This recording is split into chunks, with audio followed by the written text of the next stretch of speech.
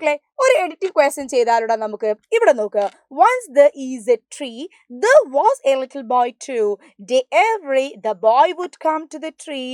The tree was his intimate friend. അല്ലേ? എന്താ ഇവിടെ തെറ്റുകൾ നോക്ക്. ഫസ്റ്റ് വൺ എന്താ? It is tree. ഇവിടെ പറയുന്നുണ്ട് ഈസ് എന്ന് പറയുന്നുണ്ട്.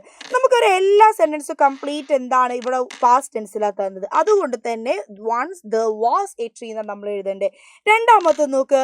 ഡേ എവറി എന്ന് നമ്മൾ പറയോ? നമ്മൾ എന്താ എപ്പോഴും ആൻസർ പറയാ? It is every day. Every day എന്നല്ലേ അതിന്റെ correct order. So day every എന്ന് നമ്മൾ ഒരിക്കലും അത് യൂസ് ചെയ്യില്ല. ഇനി നെക്സ്റ്റ് നിങ്ങൾ നോക്കുക.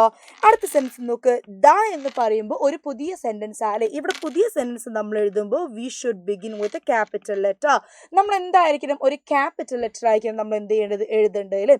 അപ്പൊ നോക്ക്, ഇതാണ് ഇതിൽ എന്താ കറക്ഷൻസ്. അപ്പൊ നമ്മൾ പങ്ക്ച്വേഷൻസ് ശ്രദ്ധിക്കണം, അതേപോലെ ക്യാപിറ്റൽ ലെറ്റർ നമ്മൾ ശ്രദ്ധിക്കണം, ടെൻസ് നമ്മൾ ശ്രദ്ധിക്കണം, ഇഫ് ക്ലോസ് നമ്മൾ ശ്രദ്ധിക്കണം. ഓക്കെ.